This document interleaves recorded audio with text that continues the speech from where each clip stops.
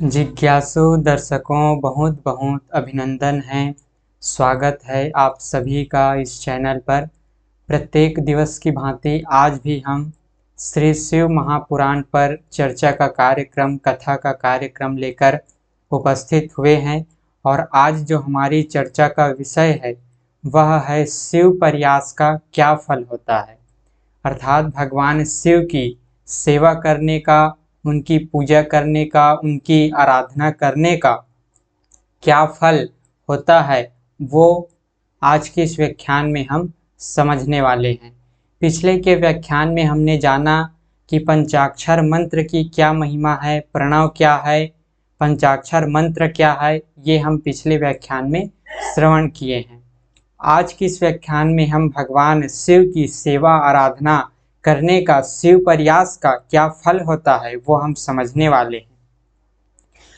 तो भगवती उमा जगत की माता है, माता पार्वती, माँ गौरी भगवती उमा जगत की माता है और भगवान सदाशिव जगत के पिता हैं। माँ पार्वती जगत की माता है, जगत जननी है वो, और भगवान शंकर जी जगत के पिता हैं। जो इनकी सेवा करता है, माता स्वरूप माँ पार्वती और पिता तुल्य भगवान शिव की जो सेवा करता है, उस पुत्र पर इन दोनों माता पिता की कृपा नित्य अधिकाधिक बढ़ती रहती है। उस भक्त पर, उस पुत्र पर जो भगवान शिव और माता पार्वती की सेवा करते हैं, उस पुत्र पर भगवान शिव और माता पार्वती की कृपा दिनों दिन बढ़ती जाती है, अधिक से अधिक बढ़ती जाती है। वे उसे अपना आंतरिक ऐश्वर्य प्रदान करते हैं। भगवान शिव और माता पार्वती उन पर कृपा करते हैं, अपना ऐश्वर्य उन्हें प्रदान करते हैं, उन पर हर प्रकार से कृपा करते हैं। अतः आंतरिक आनंद की प्राप्ति के लिए शिवलिंग को, आंतरिक आनंद की प्राप्ति के लिए, अपने अंतःकरण के सुख के लिए, जो हमारे अंतःकरण में अनेक प्रकार के क्लेश और दुख भरे हुए हैं, उन दुखों का नाश करने के लिए, आंतरिक आनंद की प्राप्ति के लिए हमें चाहिए कि शिवलिंग को माता और पिता का स्वरूप मानकर, जो भगवान शिव का चिन्ह है, जो उनका प्रतीक है शिवलिंग, उसको माता और पिता का स्वरूप मान करके शिवलिंग को माता और पिता, किस शिवलिंग में हमारे माता और पिता, माता पार्वती और पिता भगवान शिव का इस शिवलिंग में निवास है, ये शिवलिंग ही माता और पिता का स्वरूप है, ऐसा मानकर उसकी पूजा करनी चाहिए, उसकी आराधना करनी चाहिए। भगवान शिव के लिंग को, शिवलिंग को उनका प्रतीक मान करके उन्हें माता और पिता के रूप में पूजना चाहिए, क्योंकि शिवलिंग भगवान शिव का ही रूप है, उस भगवान शंकर जी का ही प्रतीक है, उनका ही चिन्ह है, उस निराकार परमात्मा का, उस शिव तत्व का प्रतीक है, चिन्ह है, सूचक है। तो हमें उस शिवलिंग को माता पिता के रूप में, माता और पिता दोनों के रूप में उस शिवलिंग का पूजन करना चाहिए कि यह शिवलिंग हमें माता पार्वती और भगवान शिव दोनों का सूचना दे रहा है, दोनों का ही प्रतीक है, भगवान शिव का भी और माता पार्वती का। उस शिवलिंग को ही माता और पिता के रूप में पूजना चाहिए, क्योंकि भगवान शंकर जगत के पिता हैं, आदि कारण है, आदि कारण है, वो इस जगत के मूल कारण है। भगवान शिव और माता पार्वती इस जगत को धारण करने वाली, अपनी गोद पर धारण करने वाली माता है, इस जगत की पालना करने वाली है।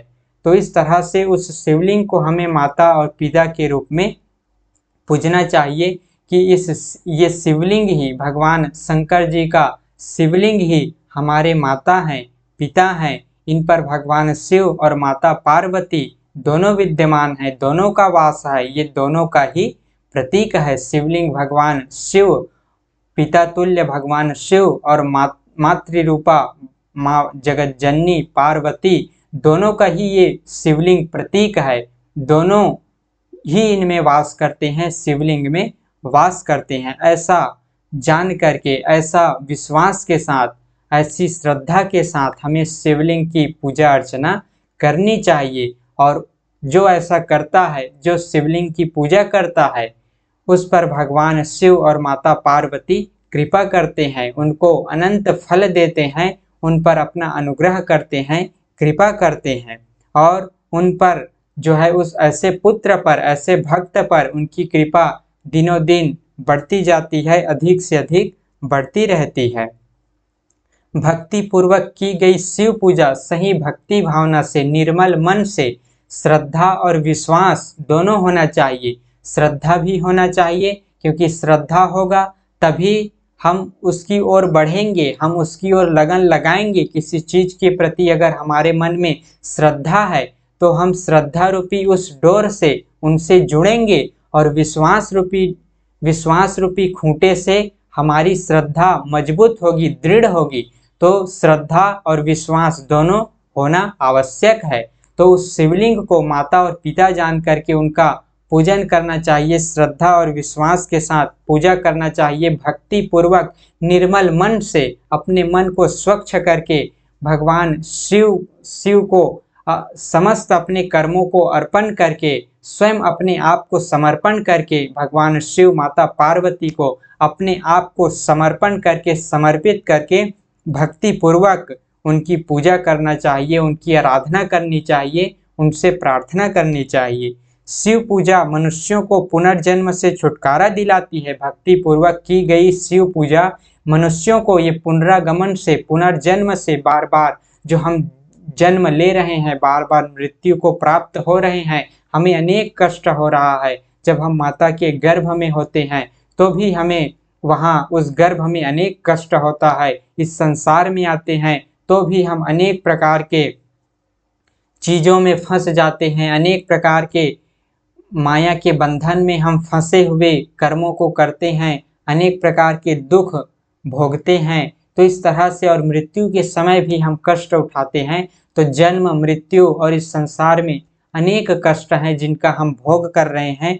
जो कष्ट से हम पीड़ित हैं तो उनका नाश होता है, पुनर्जन्म से हमें छुटकारा मिलती है। अगर हमारी श्रद्धा, भक्ति और भाव सही हैं, भगवान शिव को हम तत्व रूप में जानते हैं, जो हमारे घट के भीतर विराजमान है, वो निराकार तत्व रूप है, सर्वत्र विराजमान है और हमारे घट के भीतर भी विराजमान है।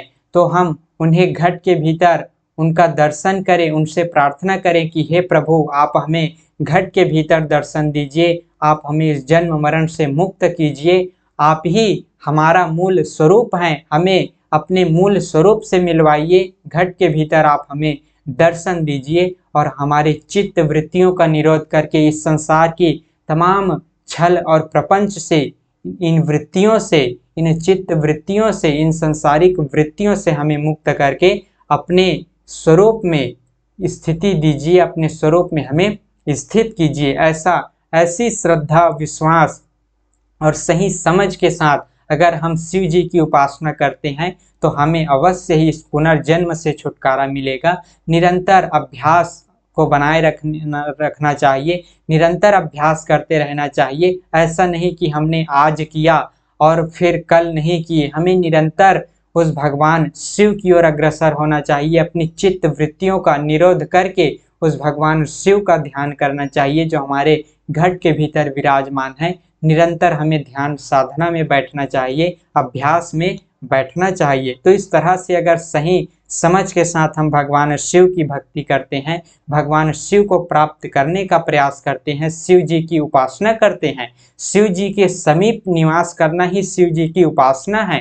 तो शिव जी तो हमारे घट के भीतर विराजमान है। तो हम अंतर्मुखी होकर अपनी चित्त वृत्तियों का निरोध करते हुए, अपने मन को शांत करते हुए, स्थिर करते हुए, एक ही भाव अवस्था को प्राप्त करने का प्रयास करते हुए उनकी उपासना करनी चाहिए, उनकी भक्ति करनी चाहिए। और ये तब होगा जब हम रोजाना ऐसा करेंगे, प्रत्येक दिन हम इस तरह का अभ्यास करेंगे, रोज स्थिर होकर के, रोज आसन पर बैठ करके अगर हम अपनी चित्त वृत्तियों का निरोध करने का प्रयास करेंगे तो अवश्य ही हमें इसका असर दिखने लगेगा, हमें अवश्य ही लाभ होगा। हम शिव तत्व की ओर बढ़ने लगेंगे, हमारी वृत्तियां शांत होने लगेंगी, मन शांत होने लगेंगे, हम अपनी इंद्रियों को, मन को वश में कर पाएंगे। धीरे धीरे हम उन पर नियंत्रण लाने लगेंगे, उन पर नियंत्रण आता जाएगा।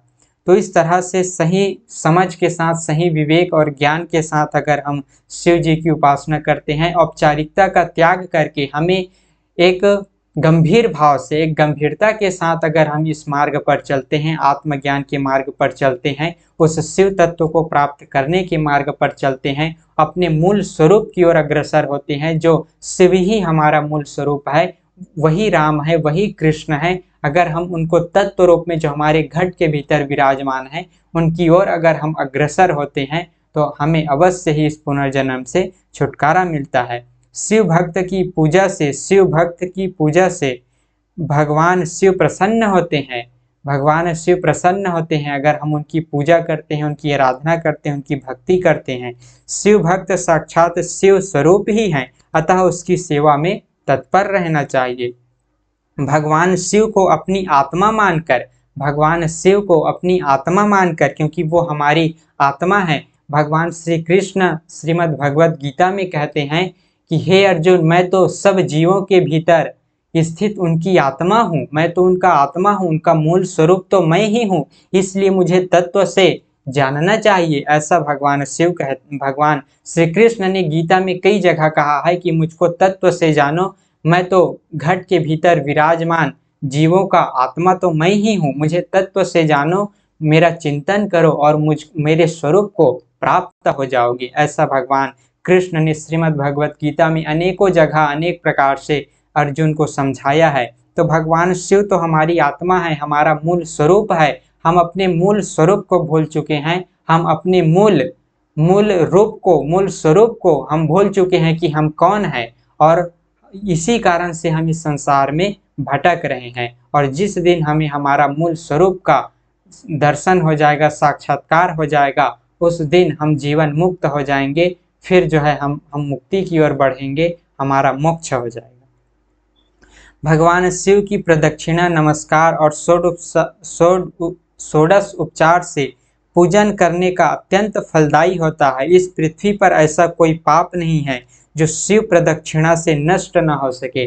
भगवान शिव की प्रदक्षिणा करने से अनेकों पाप नष्ट हो जाते हैं, इसलिए प्रदक्षिणा का आश्रय लेकर सभी पापों का नाश करना चाहिए। भगवान शिव की प्रदक्षिणा करने से, उनकी परिक्रमा करने से, विधिवत और साथ में उनकी पूजा करने से, षोडश उपचार पूजन करने से, उन्हें नमस्कार करने से सब पाप कट जाते हैं, हमारा चित्त निर्मल हो जाता है। तो इस तरह से दर्शकों, हमें सही समझ के साथ भगवान शिव की पूजा करनी चाहिए, भगवान शिव की आराधना करनी चाहिए, उनका ध्यान करना चाहिए।